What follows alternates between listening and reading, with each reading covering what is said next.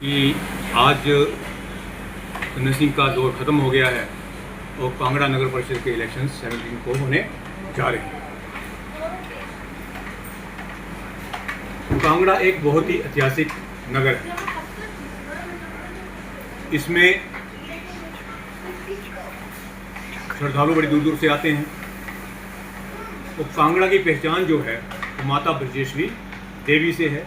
इसके कारण ही हम यहाँ स्थापित हैं और कोविड के काल में भी माता का पूरा आशीर्वाद रहा कांगड़ा नगर पे। मेरा मानना है कि अगर हम कांगड़ा नगर की कायाकल्प करना चाहते हैं, क्योंकि शहर बनाना चाहते हैं, तो हमारे पास एक मौका है। हम सभी को उस मत का प्रयोग करना है। 17 तारीख को 7 से 3 बजे के दौरान वोटिंग है। पर आप सोचेंगे डॉक्टर राजेश क्यों आए? मैं आज कांगड़ा का एक निवासी होने के नाते सभी कांगड़ा वासियों से रूबरू हो रहा हूँ कि मैं भी एक कांगड़ा के भविष्य निर्माण में अपनी भूमिका समझता हूँ। आपको पता है कि कांगड़ा नगर परिषद में पिताजी पहली बार पंडित बालकृष्ण शर्मा जी 1974 में एज मेंबर बने थे। उसके बाद वो वाइस प्रेसिडेंट रहे, माता जी रहे, मेरी वाइफ रही, भाभी रही, सुमन जी रही। मकसद सबका एक ही है कि कांगड़ा को आगे लेके जाना और विकास के नए आयाम स्थापित करना। आपको पता है मेरी बैकग्राउंड जो है वो एक व्यापारी के क्षेत्र से आती है। पिताजी एक व्यापारी थे, बर्तन का काम करते थे।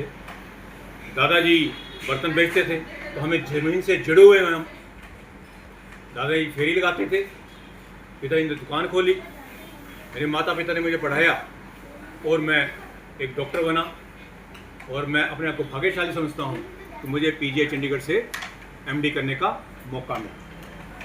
पिताजी हमने समय में काम करा और मैंने भी डॉक्टर बनने के बाद सरकारी क्षेत्र में 14 वर्ष सेवाएं दी। उसके बाद मुझे लगा कि कांगड़ा को कुछ और बेहतर करने की ज़रूरत है, तो मैंने नौकरी छोड़ी और कांगड़ा में श्री बालाजी हॉस्पिटल की स्थापना की, जो आज की तिथि में एक मल्टी स्पेशलिटी हॉस्पिटल है। जब मैंने 2004 में इसकी स्थापना करी थी, आपको मालूम है कांगड़ा में मात्र एक पीएचसी होती थी, कांगड़ा हॉस्पिटल, जहां पेशेंट सिर्फ रेफर किए जाते थे पठानकोट, होशियारपुर, जलंधर और चंडीगढ़। मैं अपने आप को उसमें एक ईंट लगाई है। मैंने जब प्राइवेट सेक्टर में मैंने एंट्री करी, तो आज की तिथि में कांगड़ा जो है मेडिकल हब बना है पूरे हिमाचल प्रदेश में। तो ये एक मेरी सोच थी कि कांगड़ा को हम आगे लेके जाएं। उसके बाद आपको पता है मैंने कांगड़ा से 2 बार इलेक्शन भी लड़ा है। मैं नगर पार्षद भी रहा हूँ 2 बार पिताजी की मृत्यु के बाद। और जब पिताजी की मृत्यु से पहले तो मैं इसमें एक्टिव नहीं था। तो उसके बाद जब माता जी अध्यक्षा रही तो मुझे कांगड़ा में काम करने का मौका मिला और हमने उस वक्त कुछ कार्य करे, लोगों ने पसंद करे। तो 2015 में 2010 में मुझे द्वार से चुना गया। उसके बाद मेरी पत्नी बनी, तो आप भी आज भी पार्षद हैं, नगर अध्यक्ष भी रही। मेरा आपसे बोलने का, आज रूबरू होने का मकसद ये है कि कांगड़ा में हम उन लोगों को चुनें, क्योंकि पिताजी की सोच थी कि छोटे इलेक्शन में पार्टी विचारधारा का आना नहीं होना चाहिए। कांग्रेस बीजेपी नहीं होनी चाहिए, पारिवारिक इलेक्शन, छोटा इलेक्शन। उसी नाते उन्होंने कभी कांग्रेस और बीजेपी नहीं करा और हम भी आज उनके नक्शे कदम पे चले हैं कि हमने भी कांगड़ा नगर परिषद को पार्टियों में नहीं बांटा। मेरा मानना है कि अच्छे लोग इस बार इलेक्शन में खड़े हैं। मैंने भी कुछ लोगों को अपनी पसंद बनाया है। इस वक्त मैं शिक्षा क्षेत्र में मुझे खुशी हुई कि सरकार ने जिम्मेवारी दी और मैं जिम्मेवारी को अच्छे से निभाया। बच्चे भी खुश हैं, उनके माता पिता भी खुश हैं और मैं भी खुश हूँ कि मेरा पहला एग्ज़ाम था ये और रिजल्ट अच्छे आए हैं।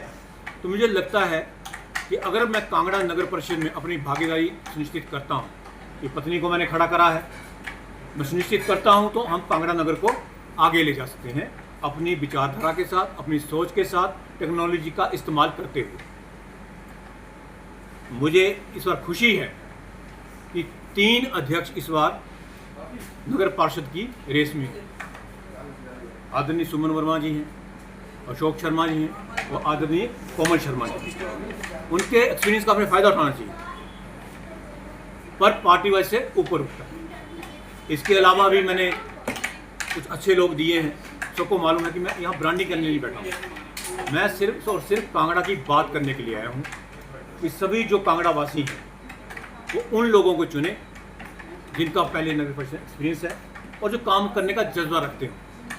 ऐसा ना हो कि अपनी दुकान ना छोड़ पाते हैं, अपना समय न दे पाते हैं। मैं पत्नी की बात करूँगा, हमारे बच्चे बड़े हो गए हैं, दोनों डॉक्टर बन गए हैं। मेरी पत्नी समाज सेवा के लिए पूरी तरह से स्वतंत्र है और उसने कोविड काल में करके दिखाया है। 8 महीने वो उस वक्त प्रधान रही जब कोविड में कोई घर से बाहर नहीं निकलता था। मैं लॉकडाउन में अंदर बंद था, मेरी वाइफ गलियों में थी, सड़कों पे थी। उसके काम की आज भी तारीफ होती है, नगरवासी तारीफ करते हैं। अगर मैं पीछे खड़ा होता हूँ तो आप समझिए सरकार पीछे खड़ी होती है और कांगड़ा को हम नई दिशा में ले जा सकते हैं। जो मैंने कोशिश करी है, जो हमारे पुराने अध्यक्ष हैं उनके खिलाफ मैं कैंडिडेट ना दूँ। जैसे मैं 2 नंबर वार्ड में कोई कैंडिडेट नहीं दिया है, तो ऐसे ही 9 नंबर वार्ड में मैं कैंडिडेट नहीं दिया। मेरा मानना है कि उनका एक्सपीरियंस है, उनके एक्सपीरियंस से नगर परिषद को फ़ायदा मिलना चाहिए और नगर परिषद बनानी भी है तो मैंने अपने लोग बाकी वार्डों में खड़े करे हैं। मैं सारी कांगड़ा की जनता से करबद्ध निवेदन करूंगा कि उन लोगों को चुने जो आपके लिए समय दे पाए और उन लोगों को चुने कि आपके वोट से उनका भी आगे नाम रोशन हो। 2 महिलाएं खड़ी करी हैं मैंने, पुष्पा चौधरी जी हैं, राधा जी हैं, जो समाज के लिए कुछ करना चाहती हैं। पुष्पा ने करके बताया है। मैं चाहता हूँ 2 वार्ड में तो मैं कैंडिडेट नहीं दिए हैं, 2 नंबर में 9 नंबर में, तो बाकी 7 वार्ड में मैंने कैंडिडेट दिए हैं। आप लोगों को विदित है। मैं चाहूँगा उन लोगों को चुना जाए और एक तरफा फैसला देना। पिछली बार की तरह कोई दौड़ के ना जाए। मुझे टिकाऊ लोग चाहिए, बिकाऊ लोग नहीं चाहिए। जो बिकता है उस आदमी का ईमान बिल्कुल नहीं है। हमें कांगड़ा की जनता के लिए काम करना है। पिछली बार भी आप लोगों ने मुझे 7 लोग जिता के दिए थे, 7 लोग जिता के दिए। कुछ लोग भाग गए। जो गलतियां हुई हैं उनसे हमें सीख लेनी है। उन लोगों को जिताना है जिनको डॉक्टर राजेश की गारंटी हो।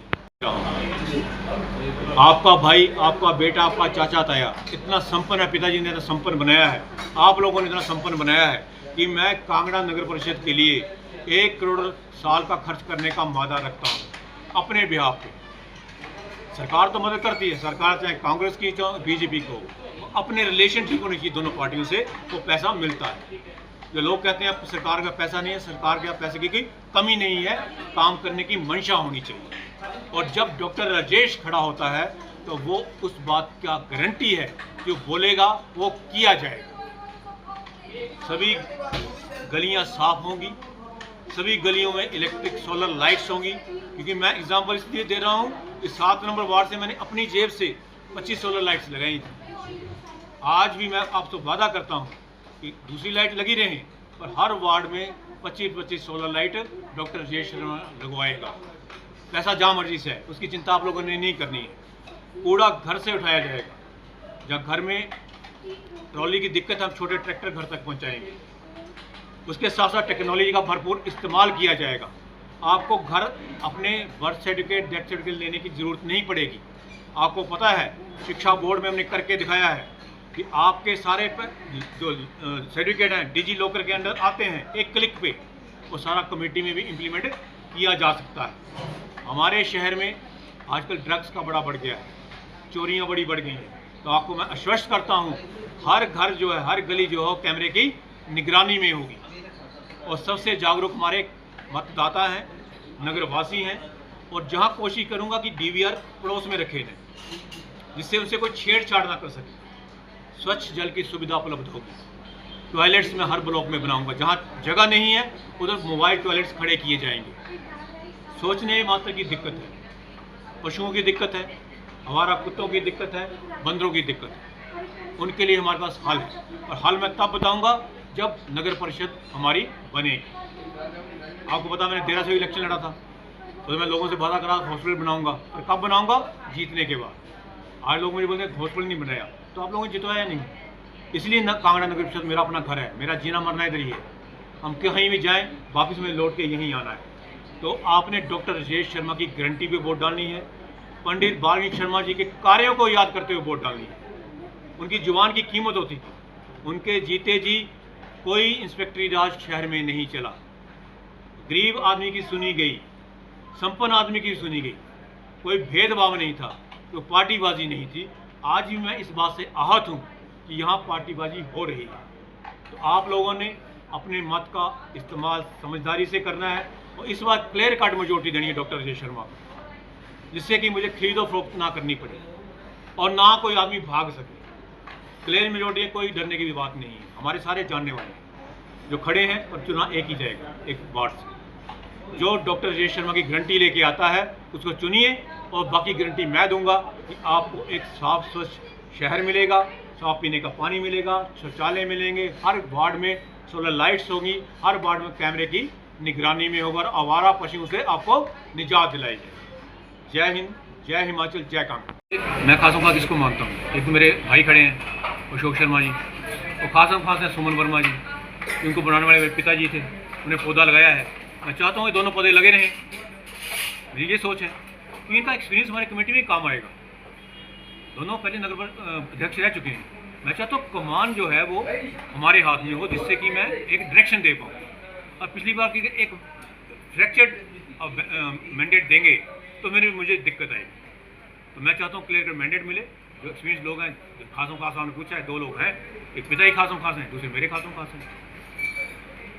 ऐसे है, मैं तो मान के चलता हूँ अगर सुमन वर्मा जी और अशोक जी जीत गए तो 9 के 9 जीत के आएंगे, ठीक है। अगर 2 नहीं जीते तो 7 जीत के आएंगे।